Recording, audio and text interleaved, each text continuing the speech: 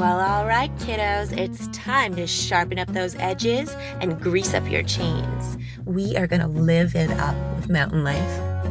Dropping in 5, 4, 3, 2, 1. What's up, mountain lifers? Welcome to the Live It Up with Mountain Life podcast. A couple days ago, I got a call from a firefighter friend. There was someone lost in my local trail system.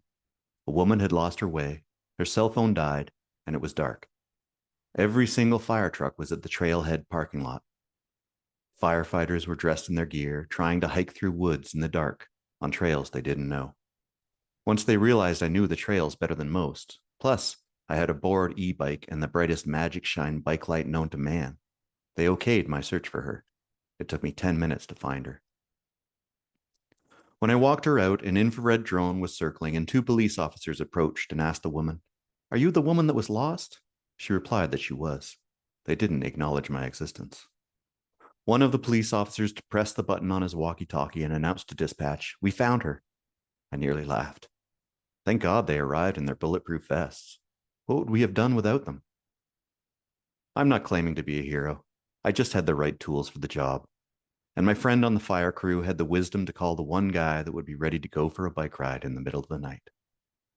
I guess what I'm saying is that all those years spent building trails, riding, and exploring this trail system meant I could cover the whole thing without wasting a second.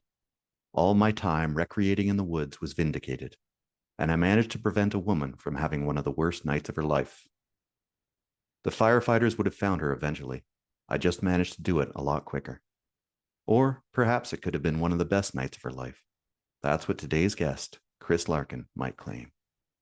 But first, here's a word from our partner, Jack Wolfskin. For almost 40 years, the Jack Wolfskin name and paw print have been a symbol of their trailblazing spirit and regard for nature. Since 1981, they have led the pack with innovative, eco-conscious technologies, a commitment to social responsibility, and forward-thinking designs. If you haven't seen the Jack Wolfskin paw print before, it's because they have only just completed their newest den here in North America. Jack Wolfskin will see you in the wild, wherever that is for you. The first time I heard the name Chris Larkin was while researching an exploratory descent of the Broken Skull River. These days, the paddling history of a river is mapped out in Vimeo posts, Facebook updates, and digital photo galleries. But only a couple decades ago, it wasn't so. Histories of who paddled the river and when were part oral tradition, part published work. But the most comprehensive account of the Broken Skull River came from a loquacious, self-published ebook, A Far Cry. Written by British-born Chris Larkin, the journal is about his year and a half spent in the wilderness. He was dropped by float plane on a lake a kilometer or so above the Broken Skull, where he built himself a cabin, spent the winter, then paddled down the last few kilometers to the Nahanni and eventually to Fort Simpson. The rest of the book recounts his second trip, where he spent 2 winters in the Mackenzie Mountains of the Northwest Territories. Those 2 years ended in near disaster when he lost his canoe and nearly all of his survival gear on the infamously rowdy Mountain River. Here are my excerpts from multiple conversations with Chris Larkin back in 2016.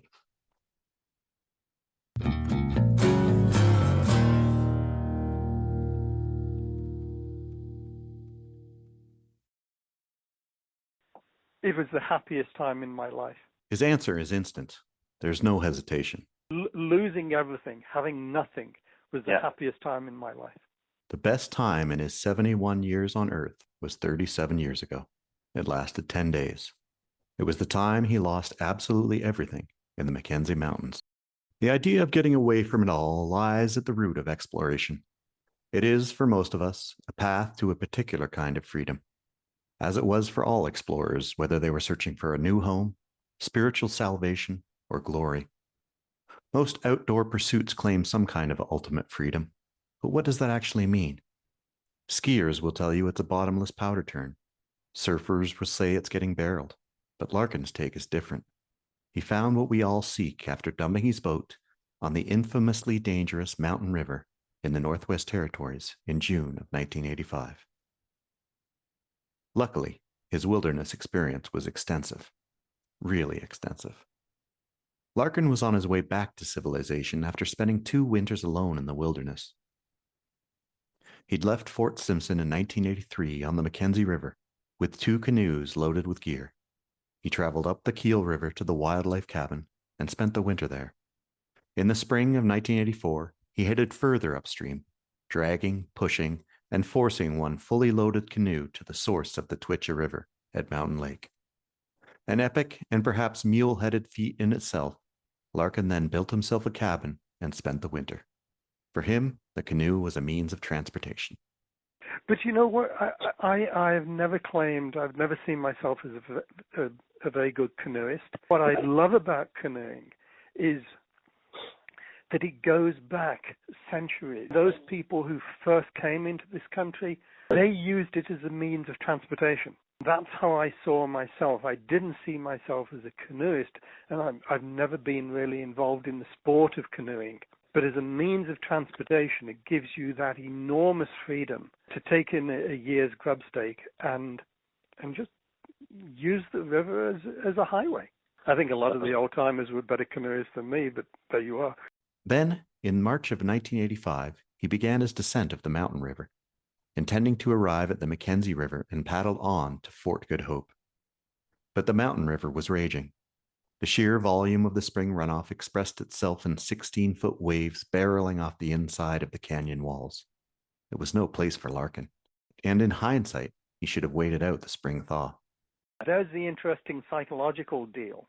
I could not make that rational decision at that point in time. After 2 years, I was ready to get out, and I failed to make the rational decision. Oh, also, though, to sort of temper that, from previous experience on the Twitcha, flood, the concept of flood, it's a bit of a moot point because floods can carry on they can sort of up and down, carry on for a lot longer than you think. There was a certain rationality thinking, well, yeah, I've just caught the beginning of the flood. Can I outrace the flood? And will it be a lot worse a few more weeks from now? And it's a bit of a moot point anyway, because yes, water is more dangerous at flood time, but then, the Mountain River had a pretty strong reputation, and since I wasn't a great canoeist anyway, well, I sort of reckoned that I'd be carried over the rocks instead of hitting them. So the rapids had no problem capsizing Larkin. It's the canyon which has Brunson Creek flowing into it. When I failed to pull up at the mouth of that canyon, I thought, okay, I've got to get over, I've got to hang right, and I've got to be able to pull up on that boulder bar. Well, as I turned the first sort of corner into the canyon, the river, as you're coming into it, the river goes downhill and veers off to the left. And as I came out of that left turn and you start to turn somewhat right, I could not see any sign of a waterfall, and I could only see the very vestige of a boulder bar over on the right-hand side of the river. So I was able to maneuver the canoe over to the right, and the first boulders I started to hit, I jumped out. With the frigid water threatening hypothermia, he was lucky to get ashore at all. He had his life, but he'd lost everything else.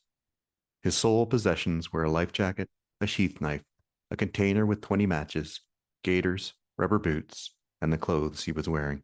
Everything else was carried downstream with his canoe or ripped from his pockets by the mighty torrent of water. With emotion, I think of all the important material possessions I have lost, he would later write in his unpublished book about the trip titled A Far Cry. But with still a more powerful feeling, I know the land is offering me freedom. Freedom from being possessed by my possessions. The river has taken them all, save a few clothes on my back. Hungry and happy, I have never felt such elation, such perfect union. He was 110 kilometers from the Mackenzie River and 100 kilometers further from Fort Good Hope. The only things between him and a cold beer were 210 kilometers of unforgiving terrain, one of the widest rivers in Canada, and millions of hungry mosquitoes. I never was panicked in any way. The only strange thing that happened was the hallucinatory audible, so it's not an hallucination, it's an audible, you're hearing things. And the river, the noise of the river conjured itself into this, I think I'd say it was sort of this barbershop quartet music singing, which was horrendous.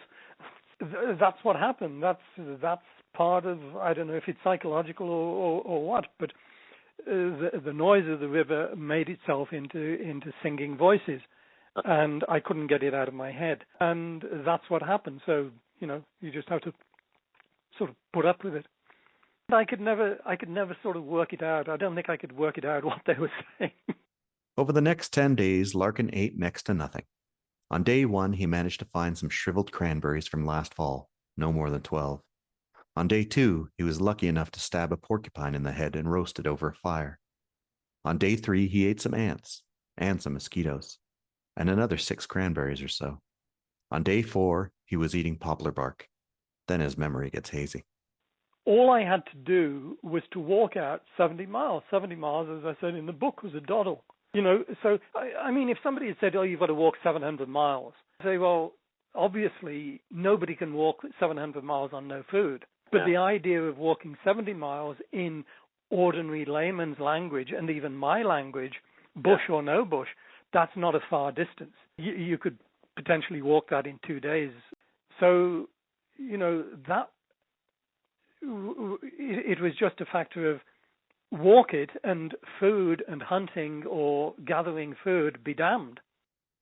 After 9 days of hiking through mud, landslides, and impenetrable bush, Larkin finally arrived at the Mackenzie River. But where the mountain river converges with the Mackenzie is over 3 kilometers wide. He could hear and see boats on the far side, but he couldn't get their attention, and it was pouring rain. And what people should understand is that with diminishing energy levels, there's no will to live. The will to live has a direct correlation with energy levels. It's a physical thing. It's a biological thing. If the body isn't getting heat, you're just going to naturally die. It's not an uncomfortable way to die. Starvation is not an uncomfortable way to die.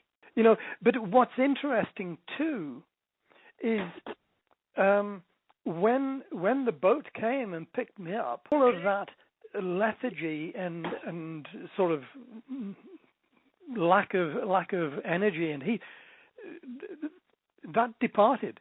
And of course, you still had a residue of adrenaline pumping in. So I could survive from that point on, and I got a little bit of food and drink inside of me. Trip back down to Fort Good Hope and on from there. There wasn't a problem. I got over all of that very, very quickly. And you sort of say, well, what happened to the death spiral? I'm not a medical person, but the adrenaline obviously kicked in, and it was sufficient to carry me over until I got more food inside me.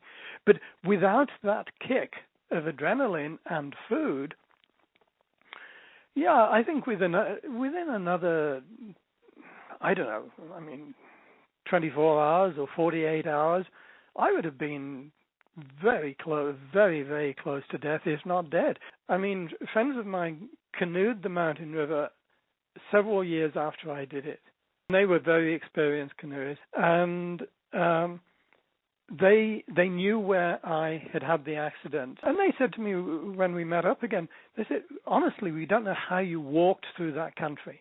Landslide country and thick mud and trees that you can't force a way through. Using that amount of energy, it's not saying, I walked 70 miles on no food. I walked 70 miles through country that would test the ability of most well-clad, well-equipped people with no other problems. Larkin, who is a deep thinker, has pondered those days for decades.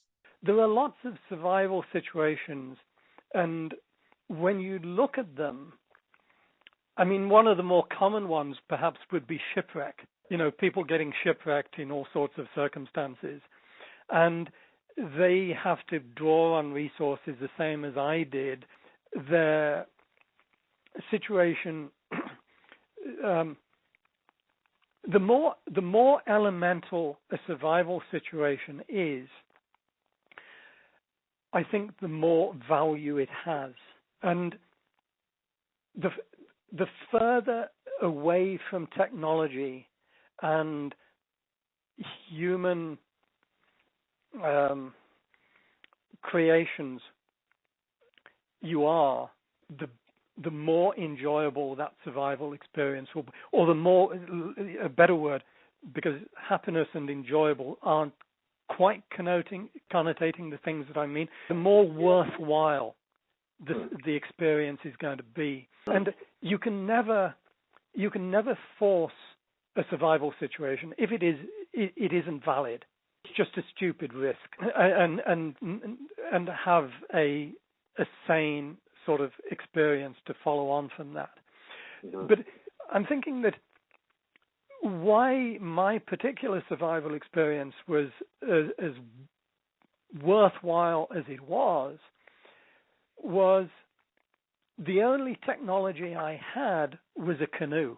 The canoe disappeared. I was left with matches, a life jacket, and sheath knife. That was the only technology I had. And I couldn't have survived without my life jacket. And the knife and the matches are fairly primitive technology, relatively. And I spent 10 days in pure nature, where there was no element of man involved at all until I got to the Mackenzie River. So the closer you are to nature, the raw element of nature, the more perfect, the more worthwhile your experience is going to be, because my philosophy is that we, as human beings, are a part of nature. Now, the difference is if you look at somebody who is shipwrecked and has their boat, say if their boat is washed up on a hostile shore, but they have their boat to go back to and salvage equipment or whatever, whatever technology we can salvage and use in a survival situation, it helps to remove us a little bit from the elements of nature. So I don't know if you could sort of collate all these thoughts. It's this element of we are nature and you're in nature. So the less technology you have and the more time you have to attune with nature, better off you're going to be. And the fact that you are so close to death makes life lived at a much, much higher pitch. It's that higher pitch that Larkin loved. I think it's ultimate freedom. I've never done what they call it, wing gliding, the wingsuits that they fly down. But I wouldn't mind, sort of, the analogy might be that instead of doing that for a minute or a couple of minutes, you're doing something like that for 10 days. Ultimate freedom. So, and what it's about is the elemental fact that your existence exists perfectly with the elements. You've got nothing else interfering between your existence and the raw basic elements. He believes this was the ultimate way to end his 2 years in the bush, an adventure that he refers to as a freedom trip. Because my whole 2-year trip was a freedom trip, from beginning to end. But, if one looks at this canoeing accident in the context of the 2-year trip, I say that it was the perfect ending to those 2 years. If you sort of take it out of context and just view it as the accident in the 10 days, I think you're doing both the reader and the subject, me, a disservice, because it was the perfect culmination. If you had been sort of mentally toying with an itinerary of how to close out those 2 years, I might have dreamt up such a situation. I didn't, but so I think if you can, it's worthwhile if you could work on it. That the 10 days was the culmination in the true sense of the word. It was going up to a peak. You were finishing on an ultimate high note. It wasn't a low note. Yes, I lost all my work and that created all sorts of problems, but that was back in the outside world. In the context of wilderness, I went out on the highest note possible. Though some cynic would have said, well, surely death would have been the highest note possible. And maybe it would, but I wouldn't have lived to sort of tell the tale. So, in strictly human terms, and not philosophical terms, I came out on the highest note possible. I reached the lowest physical state and still be able to live, but, in every other accord, it was the peak, it was the crescendo. It was like that. If you view it as an orchestral piece, it was the closing crescendo. I still remember it with a lot of not just happiness, but joy almost. I think it was the most worthwhile thing I ever did in my life.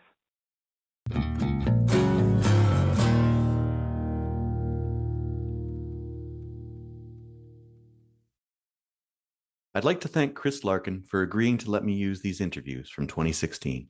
You can still find his book, A Far Cry, on Amazon as a Kindle edition. Larkin still lives in the north, calling Whitehorse home these days. Our West Coast MC Feet Banks will be back in 2 weeks' time. I'm sure he'll be interviewing someone pretty cool. Thanks to you all for listening. Don't forget to check out the print editions of Mountain Life magazine. You can get a subscription over at mountainlifemedia.ca, along with all the swag you could ever need. We're offering a free t-shirt to anyone that's rocking a Mountain Life tattoo. Thanks to Shariah Rules for the voiceovers in the intro, and to Adrian Gendro for the guitar licks. Until next time, 2 wheels, 1 love. Peace!